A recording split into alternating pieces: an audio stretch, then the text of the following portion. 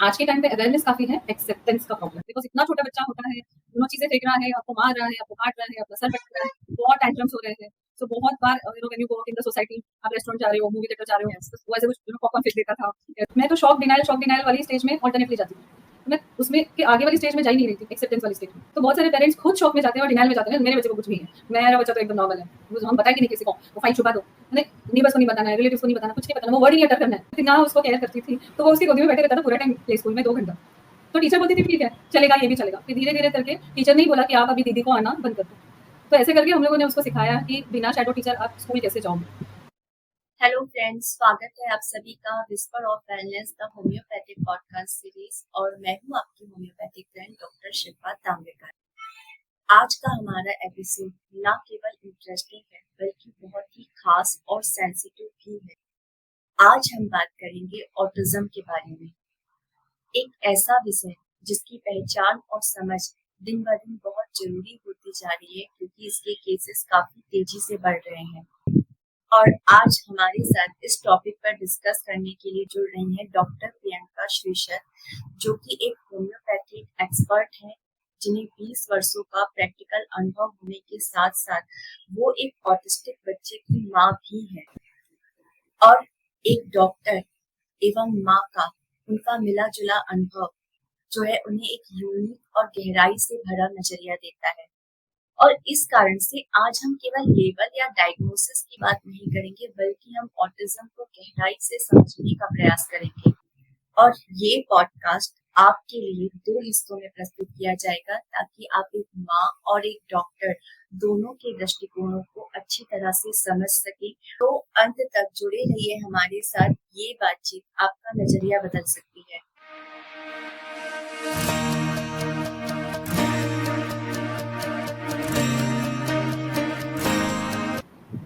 So let's welcome Dr. Priyanka Shrishad from Mumbai. Welcome, Dr. Priyanka.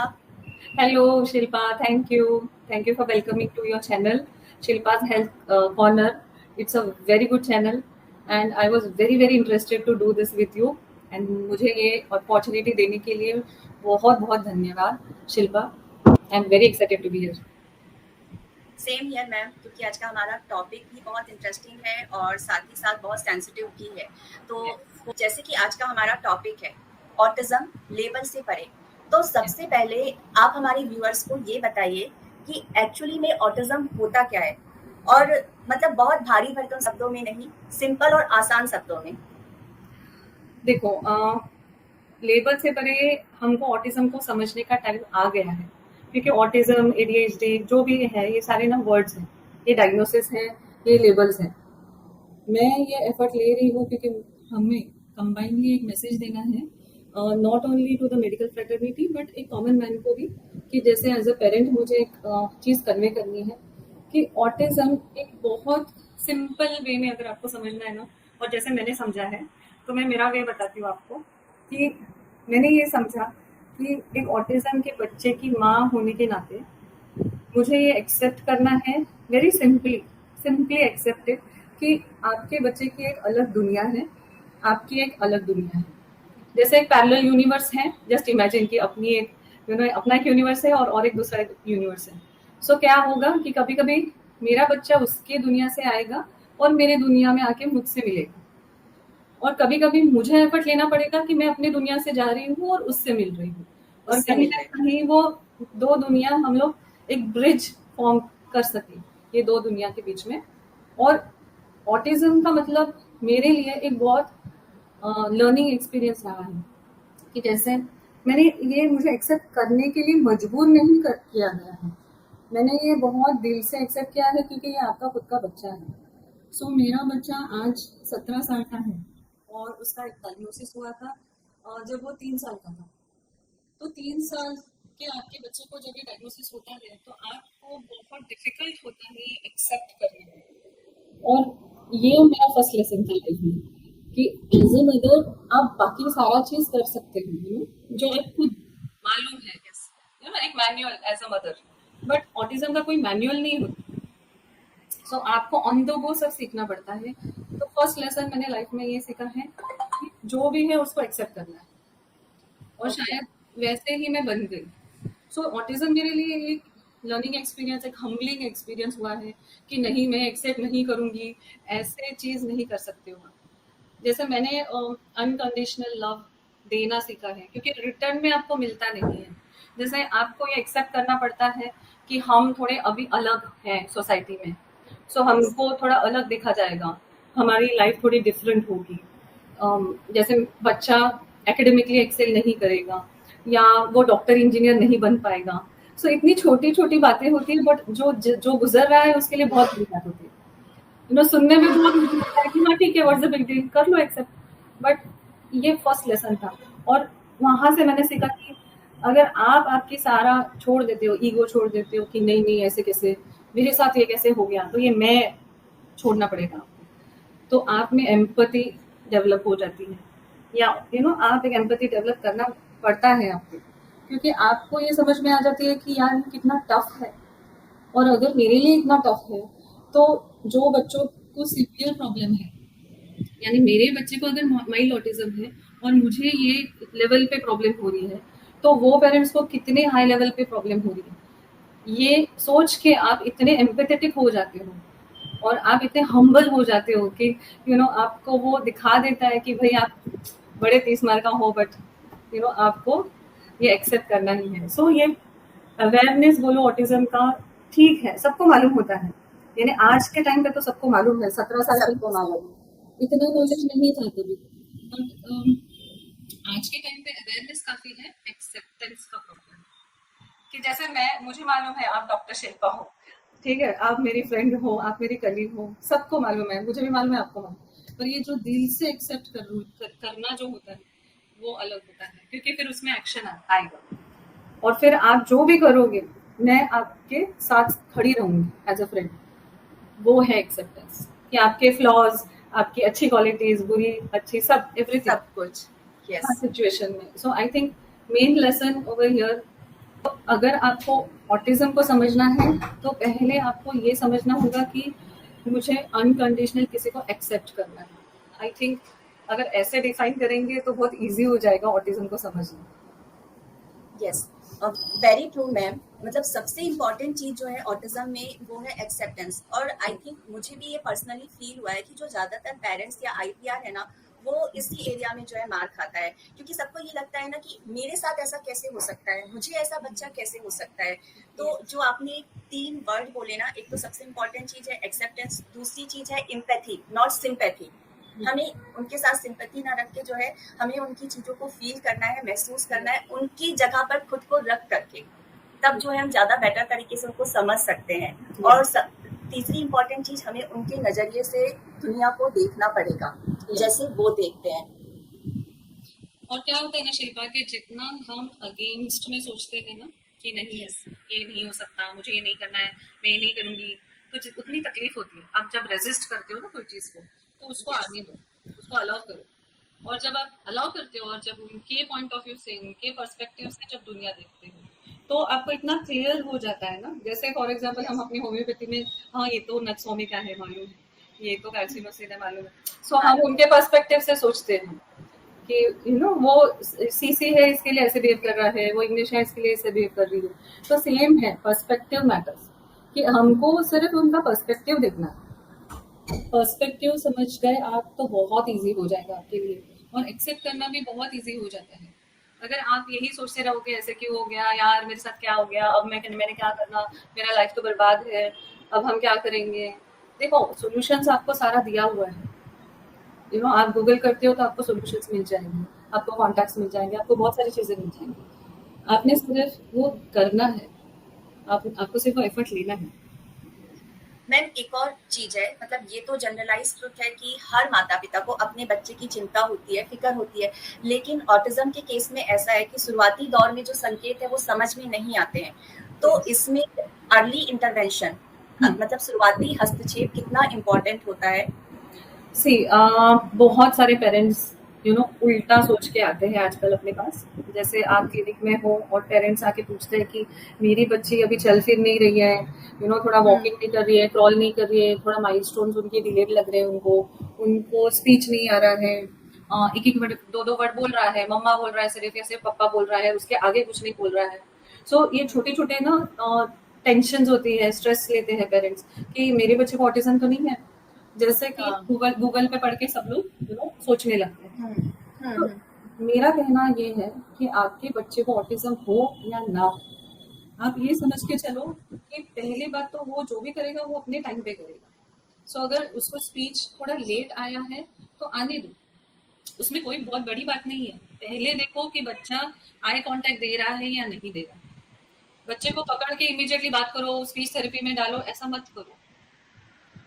थोड़ा time दो बच्चे को, थोड़ा टाइम उसके साथ गुजारो, उसके साथ खेलो, इंटरैक्ट करो। और अगर बच्चा अपने क्लिनिक में आता है एज अ डॉक्टर, तो मैं ये एज अ पेरेंट और डॉक्टर दोनों बता रही हूँ कि अगर क्लिनिक में आता है तो पहले मैं चीज देखती हूँ कि बच्चा मेरी तरफ देख रहा है या नहीं देख रहा है। देख रहे हैं। फिर वो बच्चा कितना भी छोटा हो या बड़ा हो, एक 6 महीने का बेबी भी आपको आई कांटेक्ट देगा।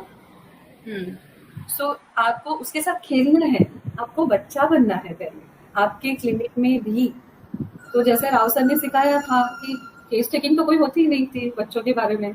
जब एक पेशेंट आता है जो एक बेबी है, तो आपको सिर्फ खेलना है, और वो खेलने खेलने में केस हिस्ट्री हो जाती है। सो जब कोई भी बच्चा आता है, उसको ऑटिज्म है नहीं है ये बात की बात है, बट बच्चा इंटरैक्टिव है या नहीं, बच्चा आपको रिस्पॉन्ड करता है कि नहीं, ये पहले देखो। और मैं तो बोलूंगी कि हर पेरेंट को अगर लगता है कि भाई हम वर्किंग है, हम टाइम नहीं दे पा रहे हैं बच्चे को, तो थोड़ा चेंज कर दीजिए ना, थोड़ा आपका जो स्केड्यूल है, क्वालिटी टाइम बच्चे के साथ थोड़ा निकालने की कोशिश कीजिए। और हर पेरेंट को ये जरूरी है कि अगर आपका बच्चा लेस देन 5 इयर्स है तो आपको उसको टाइम देना बहुत जरूरी है। या फिर आपके एब्सेंस में एक कोई फैमिली मेंबर होना चाहिए, दोनों पेरेंट्स वर्किंग है, ये सिचुएशन है, तो आपको एक कोई फैमिली मेंबर होती है, ग्रैंड मदर होती है, ग्रैंड फादर होता है, it's the best thing to happen for child. चलो न्यूक्लियर फैमिली है, छोड़ दो, वो सब अवेलेबल नहीं है वो ऑप्शन। बट न्यूक्लियर फैमिली है तो ऐसी कोई नैनी रखो या मेड रखो जो उसके साथ बात करे, जो ये नहीं कि उसको खिलाए सुला दे बस, नॉट लाइक दैट। सो मैंने ये किया था कि जब मुझे लगा था कि ये मुझसे तो बात कर रहा है अभी, जैसे मेरा बच्चा मुझसे बात जब करने लगा, तो मुझे ऐसा लगा कि वो दूसरों से बात नहीं करता है। तो तब मैंने मेरी मेड को पहले बोला था कि आप इनसे बात करो, क्योंकि मुझे वो मेरी फैमिली मेंबर ही लगती थी, तो मुझे ऐसा कुछ डिफरेंट नहीं लगा। तो मैंने अपने फैमिली मेंबर्स को भी बोला कि इसके साथ इंटरैक्ट करो, और उसका इंटरैक्शन बढ़ाया। सो सिखाना इंटेंशन नहीं था कि this is a fan, that is a TV, give me food, give me water, ये सिखाना इंटेंशन नहीं था। इंटेंशन था कि जब अपना कोई इंसान होता है जिसके साथ हम खेल रहे होते हैं, एंजॉय कर रहे होते हैं, बात कर रहे होते हैं, तो बच्चे में वो एक अलग एनर्जी आ जाती है। Yes. फिर स्पीच मैटर नहीं करता है, फिर कुछ मैटर नहीं करता है कि उसका कितना डिले है, उसको कितना डेवलपमेंट है, फिर वो डेवलप होना ही होना है। सो आपका जो टेंशन है, आपका जो डाउट है वो करेक्ट है कि क्या मेरे बच्चे को ऑटिज्म हो सकता है। Yes, that is a correct doubt. You can go, you can consult neurologist, आप आपके बच्चे का टेस्ट असेसमेंट सारा कुछ करा सकते हैं, बट ये छोटी छोटी चीजें आप पहले करना। सो एटलीस्ट 6 मंथ्स 1 ईयर ये थोड़ा आपके घर में थोड़ा चेंज लाना पड़ेगा, और बच्चा बात करने लगता है।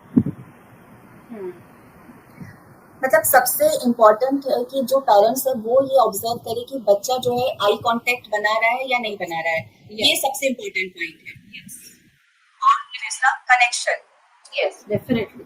सो कितना भी शर्मीला बच्चा हो, कितना भी डरपोक टाइप का बच्चा हो, वो थोड़ा ऐसा तो दिखेगा ना, थोड़ा ऐसा तो मैं वो भी देख लेती हूँ कि अच्छा डर डर के देख रहा है, थोड़ा शाय होके देख रहा है, ऐसे पीछे से थोड़ा सा दिखेगा, पर देख रहा है, मुझे देखा कि मैं उसको बुला रही हूँ, मैं उसको छेड़ रही हूँ, तो ये सब जरूरी है। सो अगर बच्चा इतना भी रिस्पॉन्ड करता है कि सिर्फ एक बार आपको देख भी ले, तो भी आपको समझना है कि भाई इतना ग्रॉस कुछ प्रॉब्लम नहीं है। यस। तो दो चीज हमारी इंपॉर्टेंट हो गई, आई कांटेक्ट एंड कनेक्शन। ये हमें जो है ऑब्जर्व करना है, तभी हम पता कर सकते हैं कि बच्चे में ऑटिज्म है या नहीं है। फिर आगे हम जो है जो भी हमारे न्यूरो फिजिशियन है उनको कंसल्ट कर सकते हैं। यस। और हमें अपनी हैबिट्स पहले चेंज करनी है। हम मोबाइल लेके बैठ गए हैं, बच्चे को मोबाइल ले दिया है, तो बच्चे का एक आईपैड होता है या जो भी होता है डिवाइस, तो अगर ये सब चल रहा है और आप बोल रहे हो मेरे बच्चे को ऑटिज्म है, वो बात ही नहीं करता, उसको स्पीच डिले तो नहीं हो गया, ऐसे तो नहीं हो गया, तो पहले आप चेंज करो। मैं ये नहीं बोल रही हूँ कि डिवाइसेस ले लो, डिवाइसेस बैन करो एकदम, पर इंटरेक्शन बढ़ाओ। यस। डॉक्टर प्रियंका, आप एक डॉक्टर होने के साथ साथ एक ऑटिस्टिक बच्चे की माँ भी हैं। तो जैसे कि हम जानते या समझते हैं जितना भी, तो ऑटिज्म में शुरुआती 5 सालों में जो है बहुत सारे इश्यूज जो है फेस करने पड़ते हैं।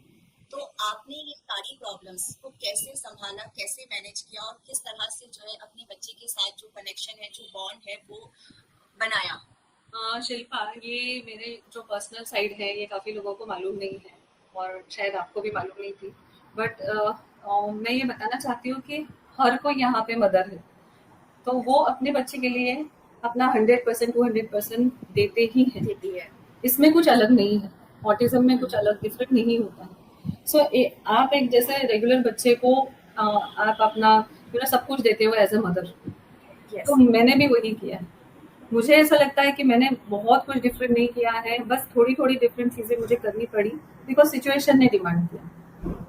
बट एज अ मदर मैंने कभी ये नहीं समझा कि मेरा बच्चा डिफरेंट है, तो मैंने बहुत एक डिफिकल्ट लाइफ जीनी है या ऐसा कुछ बहुत डिफिकल्ट मदरहुड मैंने जीना मुझे करना है, ऐसे मैंने कभी नहीं सोचा। तो फर्स्ट 5 इयर्स इतने डिफिकल्ट थे, बहुत बिहेवियरल इश्यूज थे, आई कांटेक्ट ही नहीं था। So when he was born, यानी जब मेरा बच्चा पैदा हुआ था, तो उसको एक हार्ट की कंडीशन थी। तो उसके हार्ट में एक छोटा सा होल था, तो डॉक्टर ने बोला कि ठीक है हो जाएगा, ज़्यादा ध्यान मत दो। बट मेरे अंदर भी डॉक्टर भी साथ में, मदर और डॉक्टर दोनों साथ में वेरी अलर्ट पोजिशन में चले गए। तो मैं बहुत उसके पास ध्यान देना स्टार्ट कर दिया था बिकॉज ऑफ दैट कंडीशन। तो वो कंडीशन तो हील हो गई, उसमें तो कुछ प्रॉब्लम ही नहीं हुई। बट मैंने दूसरा नोटिस करना स्टार्ट कर दिया कि एट 6 मंथ्स 8 इयर्स जो जो रेगुलर बच्चे करते हैं ना, ये थोड़ा थोड़ा Yes. धीरे करता है या करता ही नहीं है। सो अगर रेगुलर बच्चे जल्दी फूड का ट्रांजिशन कर लेते हैं, जैसे वीनिंग कर लेते हैं कि पहले ब्रेस्ट फीडिंग होता है, फिर लिक्विड फूड होता है या दाल का पानी, राइस का पानी, Yes, और फिर yes. सेमी सॉलिड होता है और फिर सॉलिड होता है। तो मेरे बच्चे को ना वो सेमी सॉलिड और लिक्विड वाला फेस बिल्कुल पसंद नहीं था, तो हमने जम मारी है direct to the solid food. Solid food. ये तकलीफदायक था क्योंकि उसके माउथ में बहुत सेंसरी इश्यूज थे, और ये मुझे समझ में नहीं आ रहा कि बच्चा खा क्यों नहीं रहा है। बच्चा, हम लोग उसको जो भी खिलाने की कोशिश कर रहे हैं वो खा नहीं रहा है। तो मैंने भी सोचा ठीक है होगा, पर मैं ये ऑब्जर्व कर रही थी, I was noting everything down. तो as a doctor I was noting everything कि कुछ तो है जो अलग है। सो छोटी छोटी चीजें, जैसे सर से नहलाना डिफिकल्ट था, बाल काटने डिफिकल्ट थे, तो घर में ही सारा होता था। यानी हेयर कट के लिए आप बाहर नहीं जा सकते थे। ओके। गोदी में बिठा के हेयर कट होता था घर में भी। तो इतना डिफिकल्ट थी चीजें। तो लाउड नॉइज होता था तो डर जाता था, रोता था, बिन बात के रोना, रात रात भर रोना, फिर दिन में उठना फिर रोना। ऐसे सब होता था। तो कुछ समझ नहीं आता था जब तक उसका डायग्नोसिस नहीं हुआ एट द एज ऑफ से 2.5 3 इयर्स। तो तब तक मैंने वेट नहीं किया। एट 2.5 इयर्स ऑफ एज उसको स्पीच थेरेपी स्टार्ट कर दी।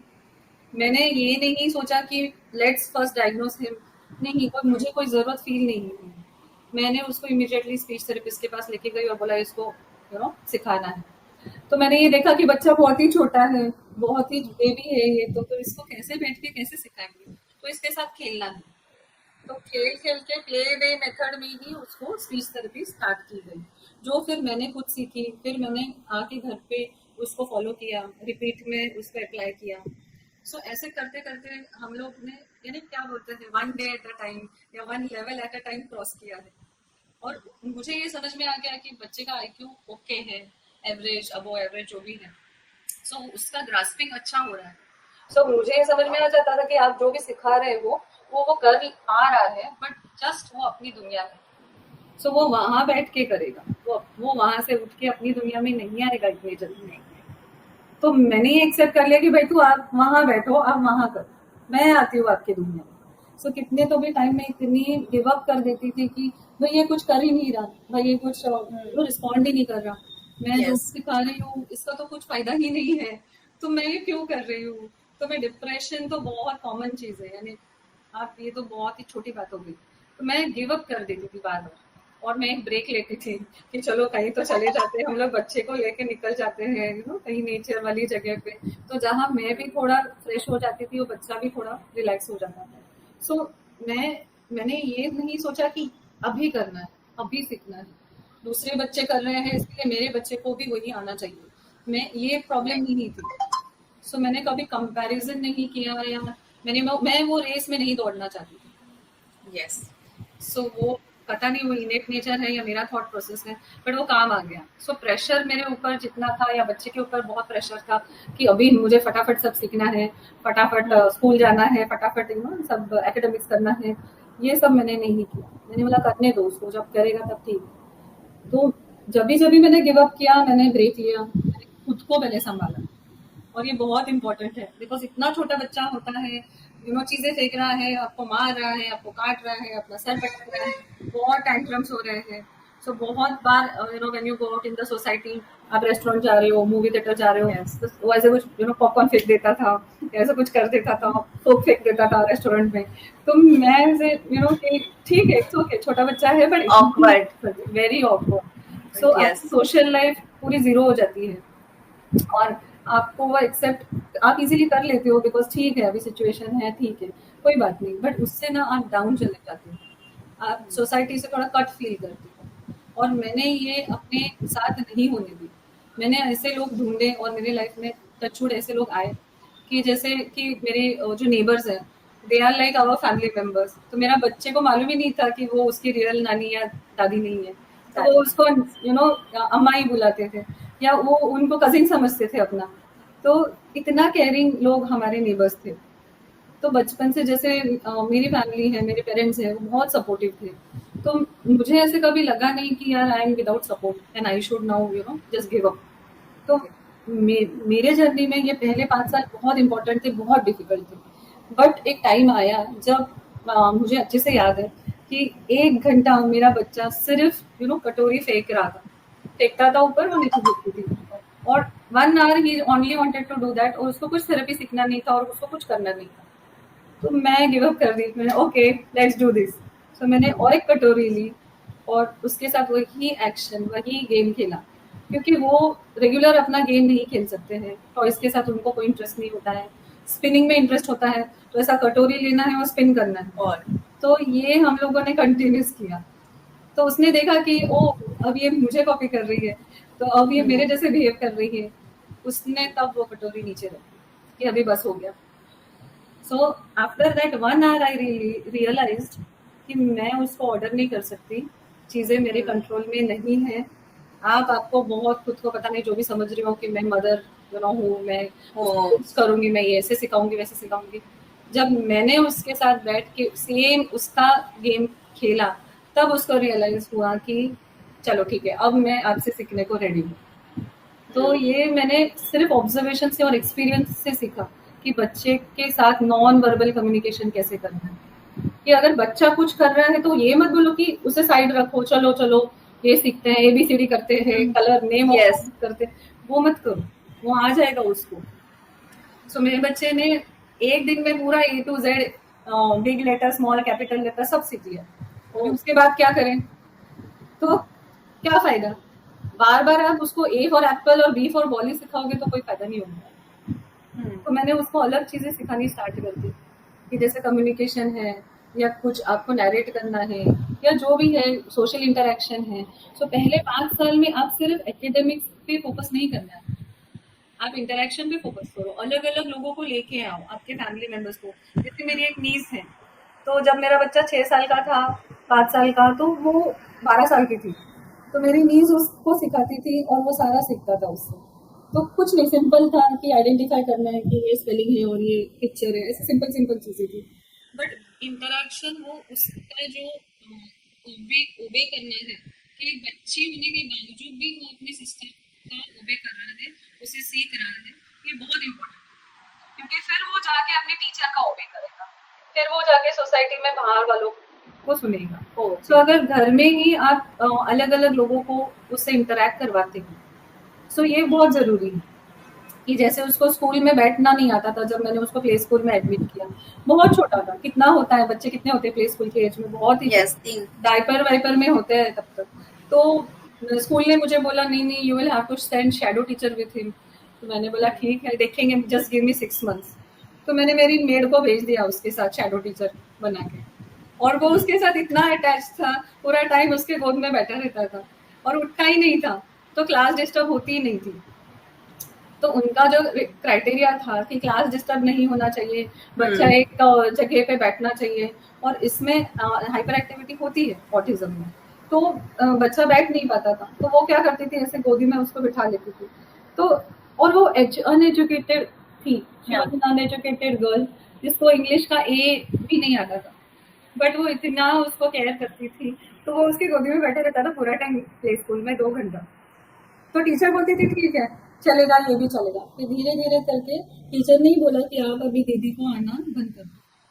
तो ऐसे करके हम लोगों ने उसको सिखाया कि बिना शैडो टीचर आप स्कूल कैसे जाओगे। फिर वापस जब वो हायर क्लास में गया, सेम चीज सेम बोला गया कि आपको शैडो टीचर के साथ ही बच्चे को भेजना है। शैडो टीचर एक ऐसा पर्सन होता है कि जो उनके साथ साथ में रहे, स्कूल में, यस, तो वी नो व्हाट इज वो शैडो टीचर। परछाई की तरह रहे उनकी। Yes yes. और मेरे बच्चे ने मुझे, मैंने जब उनको इंट्रोड्यूस किया ये कॉन्सेप्ट ऑफ शैडो टीचर, मुझे ऐसा लगा कि वो नहीं चाहता है, उसकी मर्जी नहीं है कि उसके साथ कोई शैडो बन के घूमे बिकॉज उसको आदत नहीं थी। सो अपार्ट फ्रॉम ये प्ले स्कूल में उसके साथ वो दीदी गई, एक बैरली 15 डेज 1 मंथ गई होगी, तो जो भी है उसको बैठने को हेल्प सिर्फ किया है, बाकी कोई एकेडमिक एक्सपेक्टेशन नहीं था, कुछ नहीं था। पर जब वो हायर क्लासेस में गया तो एकेडमिक एक्सपेक्टेशन था, और वहां मुझे लगा कि इनफैक्ट अभी अगर शैडो टीचर आ गई तो उसको डिस्टर्ब होगा और उसको नहीं चाहिए। तो हमने उसको रिवॉर्ड सिस्टम स्टार्ट किया। तो मैं मेरे काउंसलर को लेके गई, प्रिंसिपल से बात किया, टीचर से बात की, तो उन्होंने भी बहुत ओपन माइंडेड से उसको रिसीव किया, उन्होंने डिस्कशन किए। तो टीचर आके मुझे, डेली मेरा काम था कि जब आप बच्चे को कलेक्ट करने को जाते हो तो आधा घंटा मुझे टीचर डेली रिपोर्ट करती थी, आज उसने ऐसे किया, इसने ये बच्चे को मारा, ऐसे किया, आज पेपर फाड़ा, ये सारी चीजें थी। यस, फिर मैंने उसको ऐसा डांटा, फिर उसने मेरी बात सुनी नहीं सुनी, everything. But in that communication, that support that what I got from my play school teacher, till date she is in contact with me, till date she is asking us how are you, this that everything, because वो इतना special है हमारे लिए, क्योंकि उन्होंने वो efforts दिया कि मुझे आके बताया, फिर मैंने घर पे उस पे वर्क किया, और नेक्स्ट डे वो चीज नहीं, या over a period of time वो चीज नहीं, सो वो इम्प्रूव होते गए। So it takes a village, बोलते हैं कि गांव लगता है पूरा, तो वैसे मैंने पूरा गांव जमा कर दिया, बोलते हैं ना, क्योंकि इतना छोटा बच्चा है, आप उसको कितना मारोगे, कितना डांटोगे। और ये तो बिल्कुल नहीं करना है। मेरे पास जो भी पेशेंट्स भी आते हैं, मैं उनको बोलती हूँ कि ये मत करो, आप पनिश मत करो, या this is the worst thing that you can do to a child who has autism, क्योंकि उसको पनिशमेंट से बैड इफेक्ट ही, निगेटिव इफेक्ट ही होने वाला है। मतलब ये आपने जो अभी कुछ पॉइंट्स बताए डॉक्टर प्रियंका, जो उसमें से मुझे जो बहुत इंपॉर्टेंट लगे, जैसे आप तो डॉक्टर हैं लेकिन फिर भी एक नॉर्मल मदर उसमें जो समझ सकती है वो ये है कि एक्सेप्टेंस के बाद जो एक आपने इम्पोर्टेंट चीज बताई कि हमें बच्चे की दुनिया में जाना पड़ेगा, हमें वहां जाकर उससे कनेक्ट होना पड़ेगा, और हम ये नहीं सोच सकते। और ये जो खासकर जो मैं वाला होता है ना, कि मैं उसकी मदर हूँ, मैं उसका फादर हूँ, उसने मेरी बात सुननी चाहिए, और फिर हम जब बच्चे से जबरदस्ती वो बनवाने की कोशिश करते हैं तो बच्चे जो है और एडमेंट हो जाते हैं, मतलब फिर वो और अपोज करने लगते हैं। यस। और एक और चीज जो आपने बोली कि मैंने पूरा का पूरा जो है विलेज खड़ा कर दिया, मतलब आपने लोगों को जो है इस तरह से कन्विंस किया, उन्हें बताया उसकी प्रॉब्लम के बारे में, और वो जब इंटरेक्शन हुआ तो वो आई थिंक बेटर वो सोशली भी अपने आप को अडॉप्ट कर पाया। तो बहुत मतलब आपने बहुत ब्यूटीफुली जो है अपनी चाइल्ड को हैंडल किया as a doctor, as a mother, और जो सबसे इम्पोर्टेंट चीज मुझे अभी तक लगी आपकी खास बात वो ये कि आपने पेशेंस बहुत रखा है। और यहाँ पर सबसे ज्यादा लोग मार खा जाते हैं क्योंकि वो पेशेंस नहीं रख पाते हैं। पता नहीं शिल्पा, पेशेंस आप में आ जाता है, जैसे जैसे सिचुएशन में आप चले जाते हो तो वैसे वैसे वो जो भी भगवान जब प्रॉब्लम देता है तो सोल्यूशन भी देता ही है, सोल्यूशन भी देता है, तो आप में आ जाता है वो। यस मैम, इसमें एक खास बात और है ना ऑटिज्म में, जैसे कि टॉयलेट ट्रेनिंग और स्पीच, ये दो इम्पोर्टेंट एस्पेक्ट है जो हमको शुरुआती 5 साल में जो है बच्चे के साथ फेस करना पड़ते हैं। तो आपने जो है इसमें किस तरह से अपने बच्चे को तैयार किया, टॉयलेट ट्रेन किया, साथ ही साथ जो उसकी स्पीच है उसको डेवलप करने में, और इसमें होम्योपैथी ने, क्योंकि आप एक होम्योपैथ है ये हम सब जानते हैं, तो होम्योपैथी ने क्या इम्पोर्टेंट रोल जो है इसमें प्ले किया, इसको थोड़ा आप डिटेल में बताइए। मेरे बच्चे ने बात की है तो सिर्फ मैं ये समझती हूँ कि ऑफ कोर्स सारा थेरेपी सब चल रहा था। मैंने तो आपको बोला कि डायग्नोसिस के पहले ही मैंने स्पीच थेरेपी स्टार्ट कर दी थी। बट मेरा ये मानना है कि मेरे बच्चे ने स्पीच जब आया है उसको, तो वो सिर्फ होम्योपैथी की वजह से आया है। तो क्योंकि जब मुझे पता चला कि मैंने सारा कुछ कर लिया है अब क्या बाकी है, तो होम्योपैथी बाकी थी। और मुझे नहीं मालूम था पहले, तो ऑटिज्म क्या होता है वो मालूम नहीं था। फिर होम्योपैथी में ऑटिज्म पे कुछ है या नहीं है वो मालूम नहीं था, क्योंकि ये हम बात करें 15 साल पहले की बात, तो तब इतना कुछ मालूम नहीं था। मालूम नहीं था। मैंने एक बहुत अच्छे डॉक्टर को कंसल्ट किया। Yes, it is very important to not self treat your child. तो मैं ये नहीं मानती हूँ कि आप डॉक्टर हो तो आप ही ट्रीट करो। तो मैंने एक बहुत अच्छे डॉक्टर को कंसल्ट किया जिन्होंने मेरी हिस्ट्री के ऊपर से उसको मेडिसिन दी है। तो एट द एज ऑफ 3.5 उसने अपना फर्स्ट वर्ड अटर किया है आफ्टर होम्योपैथी ओनली, बिकॉज उसके पहले 1 साल मैंने उसको स्पीच थेरेपी दिया है, सब कुछ किया है। बट मैं होपलेसनेस के टुवर्ड्स जा रही थी, और तब मैंने जाके उसको जब दवाई दी, तो दवाई के बाद विद इन 20 days 1 month ही started uttering 1 word 2 words then small sentences. So मैं ये मानती हूँ कि देखो, मैं ये नहीं बोल रही हूँ कि हम लोग यहाँ पे क्लेम करने के लिए बैठे हैं कि ओ ट्रीट ऑटिज्म और do such a big thing and we now need to prove that. हम लोग ये नहीं यहाँ पे बोल रहे हैं, ये अपना चॉइस है, ये आपका चॉइस है, और इसके रिजल्ट्स अनप्रेडिक्टेबल हैं। सो यहाँ पे मैं ये नहीं बोलूंगी कि आप दो ही, आपको जो ठीक लगता है, जैसे बाकी लोग काफी डिफरेंट डिफरेंट चीजें करते हैं पेरेंट्स, डाइट उनका कुछ अलग कर देते हैं बच्चे का, जैसे ग्लूटेन फ्री डाइट है या कुछ और थेरेपी, एबीए थेरेपी है, कुछ और थेरेपी है, बहुत सारी चीजें हैं करने के लिए। पर मैंने ये की है, ये मेरा केस है, नॉट नेसेसरी कि हर केस सेम हो। सो बट इसमें हार्म कुछ नहीं है देने में, साइड इफेक्ट नहीं है, कुछ नहीं। So why not to give each and every child with autism one medicine which is very safe, gentle, and it goes deep action, that is homeopathy. Why not to give that? And I have experienced it. अभी तक, आज तक मेरा बच्चा, यानी मैं तो बोलती हूँ ऑटिज्म नॉन ऑटिज्म, हम खुद होम्योपैथी लेते हैं, तो मेरा बच्चा आज भी जब भी वो डिस्टर्ब हो जाता था, थोड़े उसके बिहेवियर इश्यूज हो जाते थे, तो मैं उसको होम्योपैथी ही दिलाती थी। फिर वो कोई भी मेडिसिन हो, होम्योपैथी की जो भी स्टेट वाइज मेडिसिन है उसकी, वो उसको देना है। तो कब वो उसको कार्सिनोसिन लगा है, कभी उसको इग्नेशिया लगा है, कभी उसको कोई और मेडिसिन लगी है। सो ये आप मत सोचो कि ऑटिज्म है कोई बच्चे को तो आप उसको अलग वे में ट्रीट करोगे एज अ डॉक्टर। तो आप उसको वही, जैसे आप एक रेगुलर बच्चे को ट्रीट करते हो वैसे ही ट्रीट करना है। सो स्पीच थेरेपी में क्या होता है कि आपको ना एक थेरेपिस्ट के पास अगर रिजल्ट नहीं आ रहा है तो आप प्लीज दूसरा कोई थेरेपिस्ट आप सर्च करें, जहाँ पे मे बी एक थेरेपिस्ट के साथ बातें क्लिक नहीं होती है, बच्चे का वो रैपो बिल्डिंग में थोड़ा प्रॉब्लम होती है, तो डोंट ब्लेम द थेरेपिस्ट और don't blame that therapy, go to your next option. क्योंकि जब मैंने देखा कि मेरा बच्चा इतना इम्प्रूव नहीं हो रहा है, पहले थेरेपिस्ट के पास जितना सीखना था सीख गया है, पर मुझे उसको और बेटर कम्युनिकेशन सिखाना है, तो फिर आपको थेरेपिस्ट चेंज करना है, तो डू इट।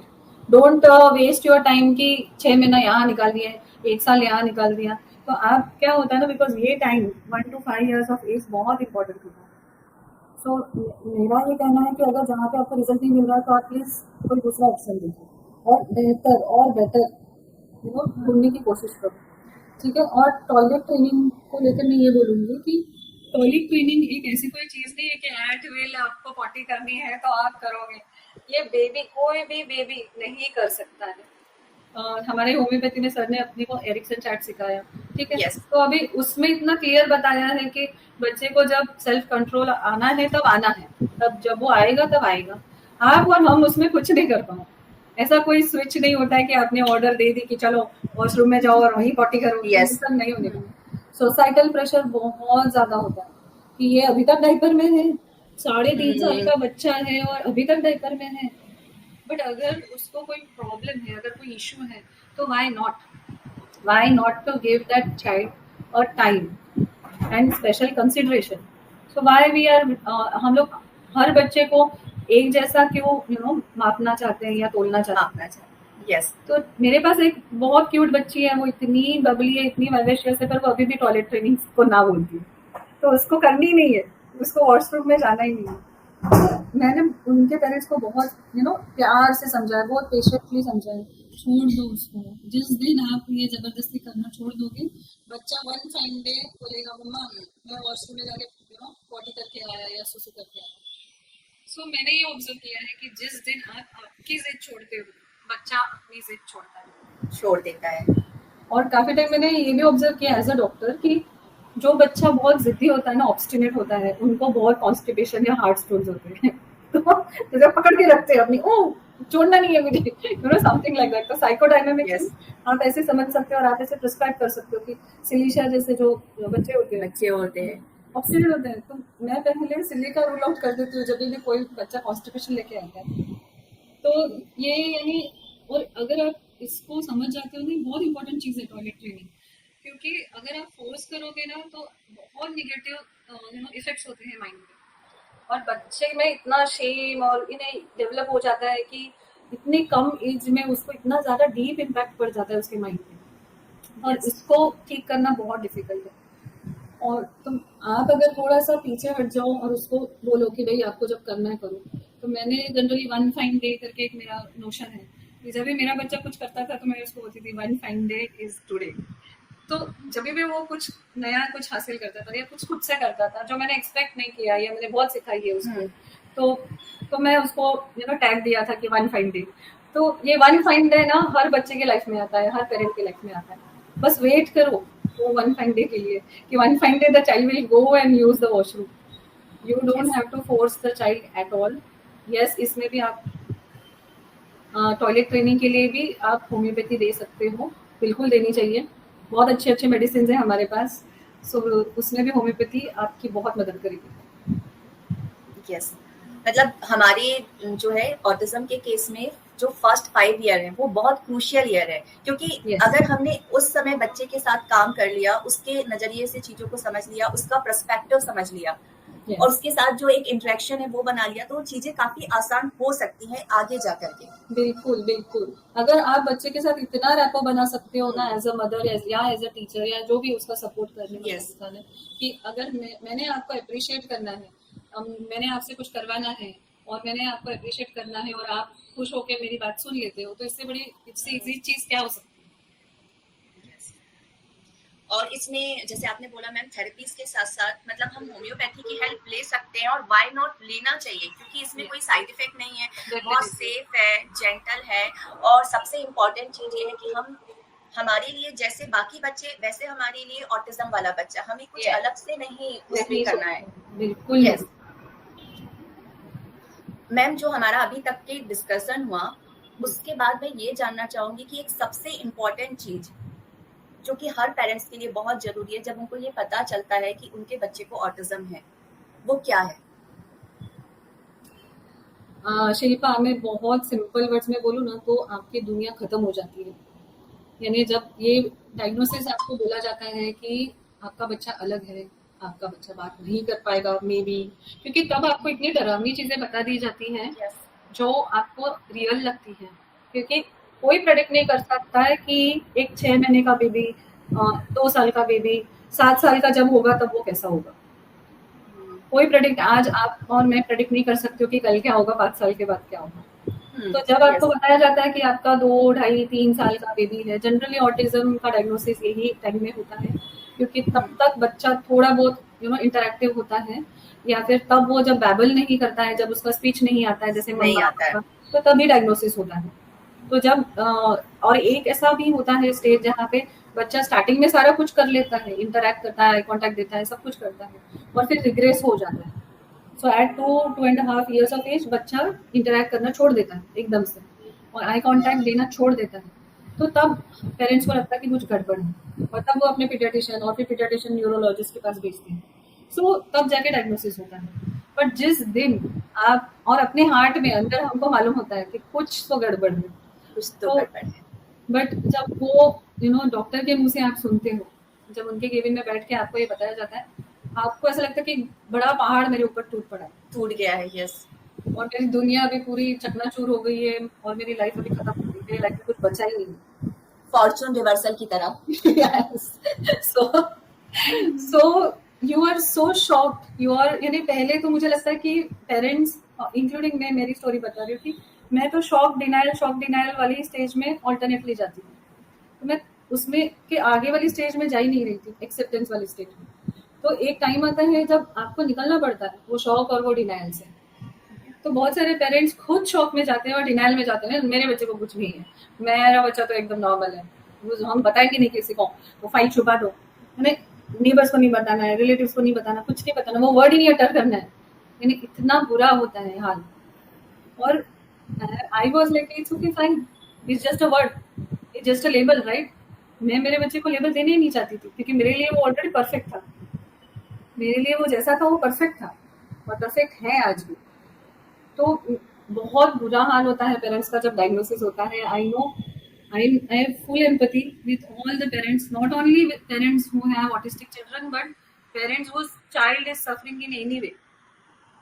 यानी एक पेरेंट होना और अपने बच्चे को सफर होते हुए देखना बहुत डिफिकल्ट होता है। तो उसमें आपको अपनी जो भी, जहाँ से भी स्ट्रेंथ डिराइव कर सकते हो, आपको करनी है। आपके फैमिली मेंबर्स को थोड़ा पास रखना है ना, आपके पेरेंट्स को बोलना आके रहो, आप आपके घर में मेड है, कुक है, you try to make your life as comfortable, as stress free as possible. Time to time breaks लेनी चाहिए ताकि आप खुद ठीक रहो। अगर माँ और उसका मदर और फादर दोनों ठीक रहते हैं मेंटली, तभी बच्चा इम्प्रूव करेगा, बच्चा ठीक रह सकता है। सो आप ये मत सोचो कि अब ऑटिज्म हमारी लाइफ में आ गया है तो हमारी लाइफ हम ऑटिज्म के हिसाब से जिएंगे। मैंने ये कभी नहीं किया है। मैंने अपने बच्चे को मेरे जैसा ही सब कुछ सिखाया है कि जैसे अगर मुझे आर्ट पसंद है, ड्राइंग पसंद है, तो मैंने वो सिखाया है। मैंने अगर मुझे सॉन्ग डांस करना पसंद है तो मैंने वो सिखाया है। मुझे अगर स्विमिंग पसंद है तो मैंने वो सिखाई है। तो अगर आपको ये अभी अभी पता चला है कि आपके बच्चे को ऑटिज्म है, तो उस पर ना वर्क करना स्टार्ट कर देना, वो डिले मत करना। जितना जल्दी हो सके उसको थेरेपी देना, जितना जल्दी हो सके उसके आजू बाजू ऐसे लोग रखना कि जो उसके साथ बहुत बात करे, जो बहुत इंटरेक्ट करे। और सबसे बड़ी बात कि आपका मूड और आपका emotional state is going to reflect on the child's emotional state. तो पहले आप ठीक रहना, आप खुश रहना।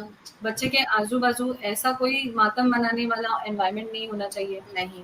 Try to accept. If you need therapy yourself, if you need to consult a psychologist yourself, go for it.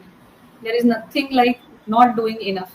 Means अगर आप जो भी करोगे वो यानी कम नहीं है, तो जो बनता है करो।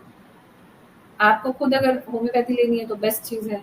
आपको खुद का ख्याल रखना है ताकि आप बच्चे का ख्याल रख सकें। और आप आपके लाइफ में ब्रेक मत लगाना। आपको अगर करियर परस्यू करना है तो वो करो, आपको आपकी सोशल लाइफ मेंटेन करनी है तो वो करो। आपको जहाँ सेफ लगता है बच्चे को साथ में लेके जाओ। आपको लगता है कि नहीं ये कुछ नहीं होने वाला है, यहाँ पे ये थोड़ा डिफिकल्ट होने वाला है, तो वहाँ पे बच्चे को लेके जाना अवॉइड करो।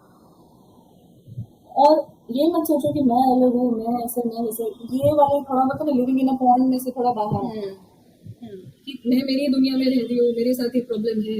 जाके आपको देखना है कि कहाँ कहाँ कितना कितना प्रॉब्लम ज्यादा है, और भी बहुत ज्यादा प्रॉब्लम है। तो जब आप ये एटीट्यूड डेवलप करोगे ऑटोमेटिकली आपको वो रियलाइजेशन और एक्सेप्टेंस थोड़ा इजी हो जाएगा। तो आप आपके सपोर्ट सिस्टम को स्ट्रॉन्ग करो, बात करो उसके बारे में, जितना बात करोगे उतना अच्छा है, उसको दबाओ नहीं। मैंने अपना एक पेरेंट्स का सपोर्ट ग्रुप बनाया था, जहाँ पे जो पेरेंट को जो लगता है वो सब अपना भड़ास निकाल सकते हैं, या एक दूसरे को हेल्प कर सकते हो कि क्या आपको कोई स्पीच थेरेपिस्ट मालूम है तो मैं आपको अपना कॉन्टैक्ट दे सकती हूँ, या हम लोग बुक्स शेयर करते थे, या ऐसा कोई सपोर्ट सिस्टम फॉर्म करने की कोशिश करो। सो बहुत सारे ग्रुप्स हैं जहाँ पे आप जा सकते हो, आपको सपोर्ट मिलेगा, गाइडेंस मिलेगी, या फिर सिर्फ एक लिसनिंग ईयर मिलेगा कि yes I know, I understand how you are feeling, I know your pain. तो आपको आपके जैसे बहुत पेरेंट्स मिलेंगे वहाँ पे। सो अगर ये मत सोचना कि कुछ नहीं है, कुछ पॉसिबल नहीं है, बहुत कुछ पॉसिबल होता है। जितना पॉसिबल होता है उतना करो और बाकी का छोड़ दो। Thank you ma'am. आज का जो हमारा ये डिस्कशन रहा है मुझे लगता है ये काफ़ी लोगों को जो है, काफ़ी पेरेंट्स को हेल्प करने वाला है, क्योंकि आज हमें कुछ बहुत इंपॉर्टेंट चीज़ें, जो हमारा ये फर्स्ट पार्ट है, फर्स्ट 5 क्रूशियल ईयर्स है, उसके बारे में समझा है कि एज अ पेरेंट्स ना हमें क्या करना बहुत ज़रूरी है। एक बहुत इंपॉर्टेंट चीज़ जो मैम ने बोली है कि सबसे पहला पॉइंट है एक्सेप्टेंस का, दूसरा इंपॉर्टेंट पॉइंट है इम्पैथी का। हमें उनके लिए सिंपैथी ना रख करके इम्पैथी रखना है, उनके पर्सपेक्टिव से चीज़ों को समझना है और उनकी दुनिया को उनके हिसाब से समझना है। हमें ये नहीं सोचना है कि हम as a mother, as a father, as a society उनको ऑर्डर दे सकते हैं। हमें उनके नज़रिए से चीज़ों को देखना पड़ेगा, समझना पड़ेगा। ऑटिज़्म मतलब कोई बीमारी नहीं है, बस एक सोचने समझने का और दुनिया को परसीव करने का एक अलग नज़रिया है। ये चीज़ें हमें समझनी होंगी और बहुत पेशेंटली जो है अपने बच्चे के साथ डील करना पड़ेगा, ताकि वो सोसाइटी में और आगे जाकर जो है अपने फ्यूचर में जो है अपनी ये चीज़ों को आसान कर सके। और आज डॉक्टर प्रियंका ने हमें बहुत अच्छे से, बहुत ब्यूटीफुली ये चीज़ें समझाई हैं और होप इस डिस्कशन से आप सभी को बहुत हेल्प मिलेगी। और अब हम मिलेंगे नेक्स्ट पार्ट में आगे की जर्नी के लिए कि आफ्टर 5 ईयर हमें किस तरह से अपने बच्चे को एज अ एजुकेशन, उसके फ्यूचर के लिए और किस तरह से उसको सोशली जो है हमें इस लायक बनाना है कि वो समाज में, सोसाइटी में जो है उठ सके, उनके साथ इंटरेक्ट कर सके और अपने पैरों पर खड़ा भी हो सके। तो हम मिलेंगे नेक्स्ट एपिसोड में। तब तक हंसते रहिए, मुस्कुराते रहिए और अपने मन की आवाज़ सुनते रहिए। Thank you very much. Thank thank you. You ma'am. Thank you so much.